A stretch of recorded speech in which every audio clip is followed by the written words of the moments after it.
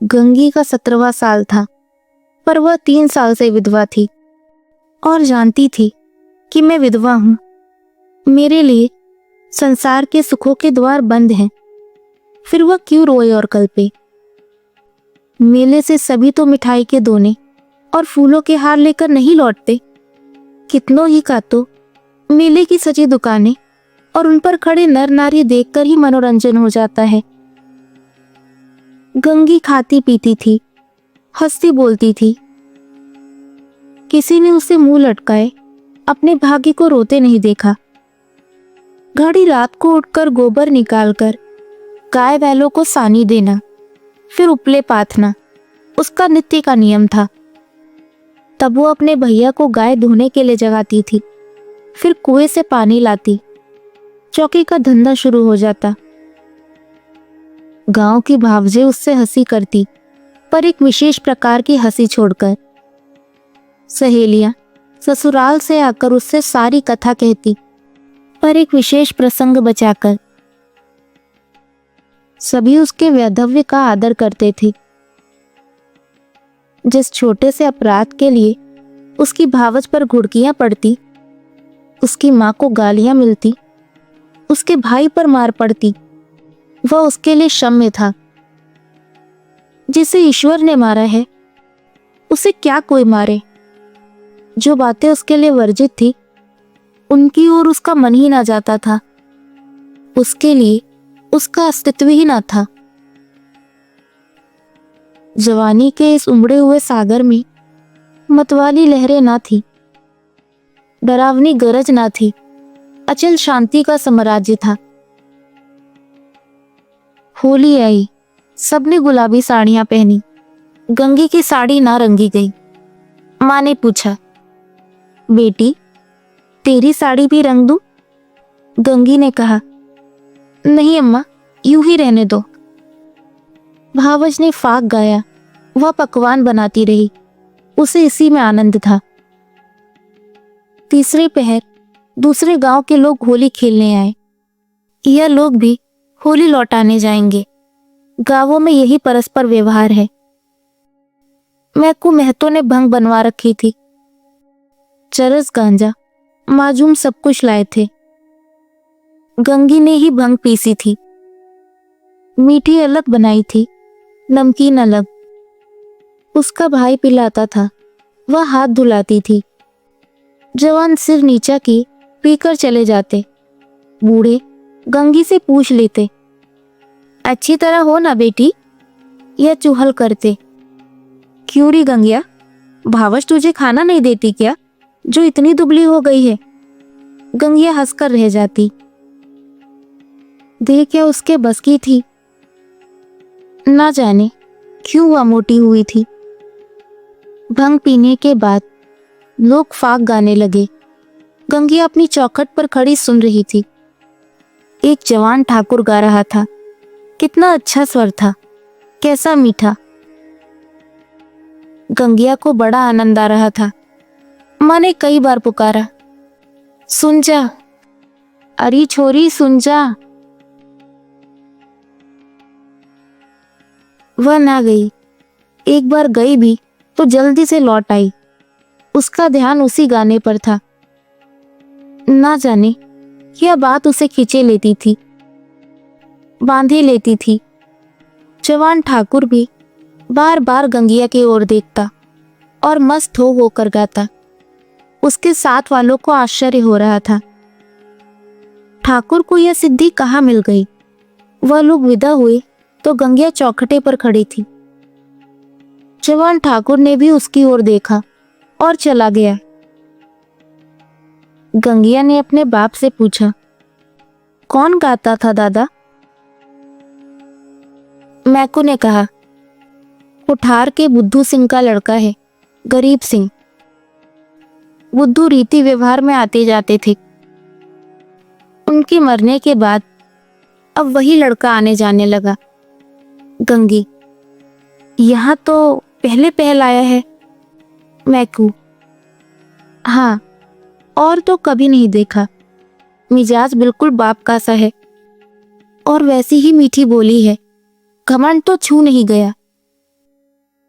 बुद्धू के बाखर में अनाज रखने को जगह न थी, पर चमार को भी देखते तो पहले हाथ उठाते।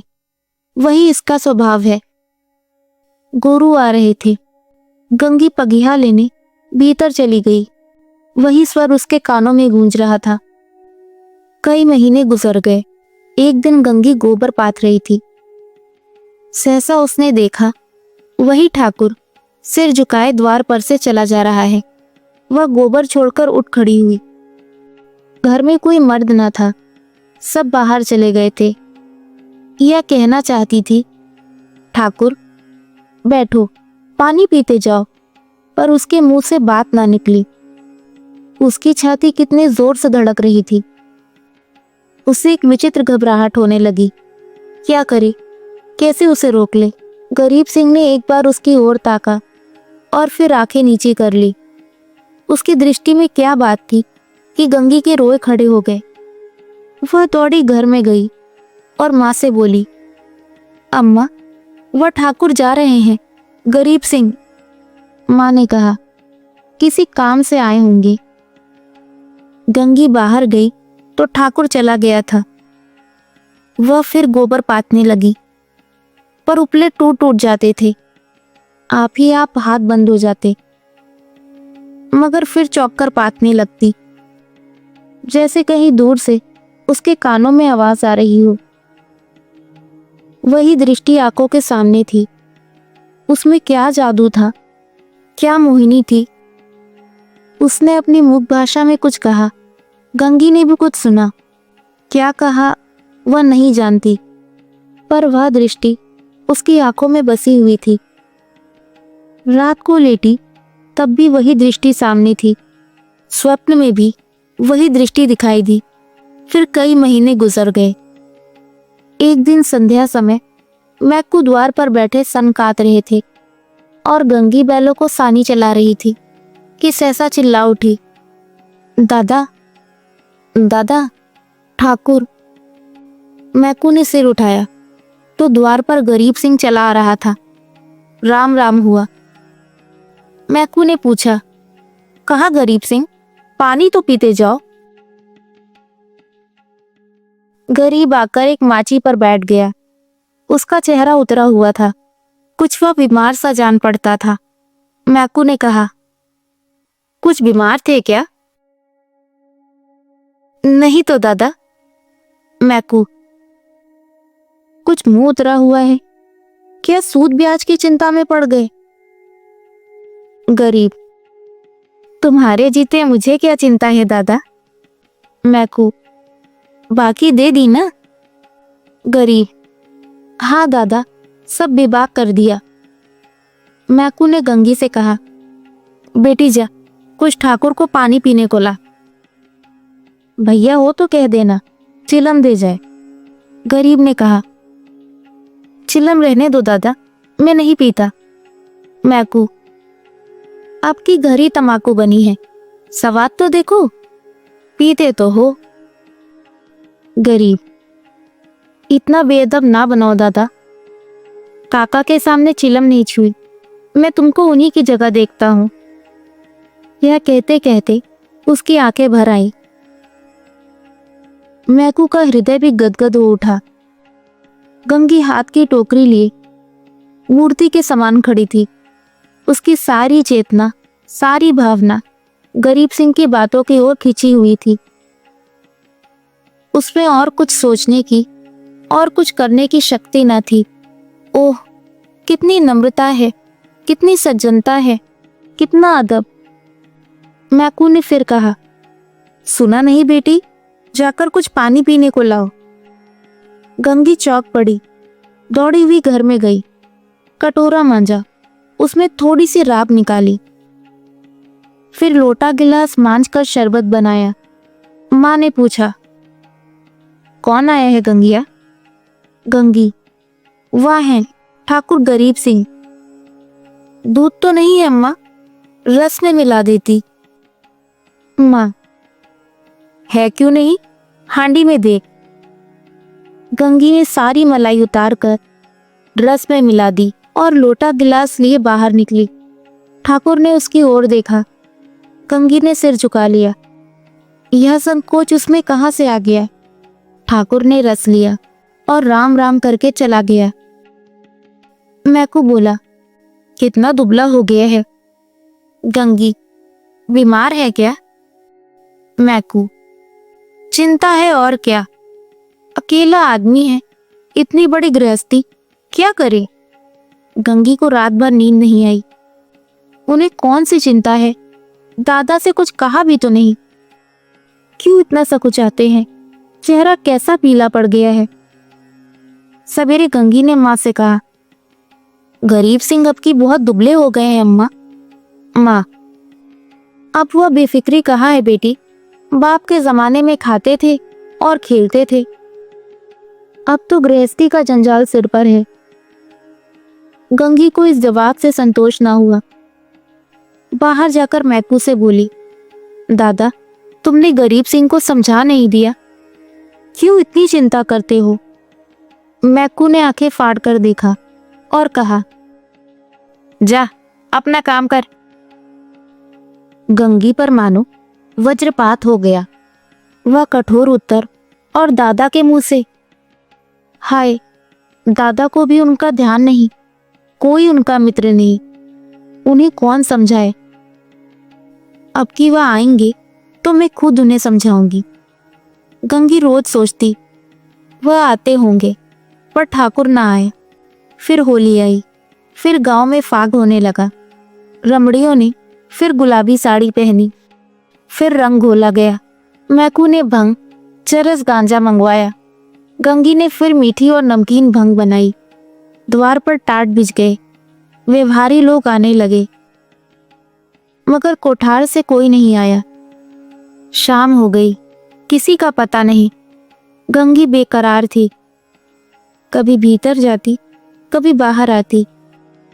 भाई से पूछती, क्या कोठार वाले नहीं आए? भाई कहता, नहीं। दादा से पूछती, भंग तो नहीं बची, कोठार वाले आवेंगे तो क्या पिएंगे? दादा कहते, अब क्या रात को आवेंगे? सामने तो गांव है, आते होते तो दिखाई देते। रात हो गई, पर गंगी को अभी तक आशा लगी हुई थी। वह मंदिर के ऊपर चढ़ गई और कोठार की ओर निगाह दौड़ाई। कोई ना आता था। सहसा उसे उसी सिवाने की ओर आग दहकती हुई दिखाई दी। देखते देखते ज्वाला प्रचंड हो गई। यह क्या? वहां आज होली जल रही है। होली तो कल ही जल गई। कौन जाने, वहां पंडितों ने आज होली जलाने की शायद बताई हो। तभी वे लोग आज नहीं आए, कल आएंगे। उसने घर आकर मैकू से कहा, दादा, कोठार में तो आज होली जली है। मैकू, दुध पगली, होली सब जगह कल जल गई। गंगी, तुम मानते नहीं हो, मैं मंदिर पर से देख आई हूं, होली जल रही है। ना पतियाते हो तो चलो, मैं दिखा दूं। मैकू, अच्छा चल देखूं।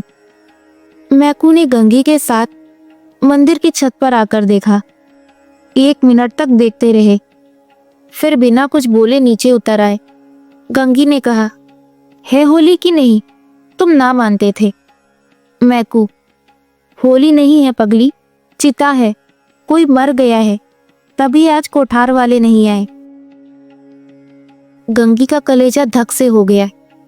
इतने में किसी ने नीचे से पुकारा, मैकू महतो। कोठार के गरीब सिंह गुजर गए। मैकू नीचे चले गए, पर गंगी वहीं स्तंभित खड़ी रही। कुछ खबर ना रही। मैं कौन हूं, कहाँ हूं? मालूम हुआ जैसे गरीब सिंह उस सुदूर चिता से निकलकर उसकी ओर देख रहा है। वही दृष्टि थी, वही चेहरा। क्या उसे वह भूल सकती थी? उस दिवस से फिर कभी होली देखने ना गई। होली हर साल आती थी, हर साल उसी तरह भंग बनती थी, हर साल उसी तरह फाग होता था, हर साल अबीर गुलाल उड़ती थी। पर गंगी के लिए होली सदा के लिए चली गई।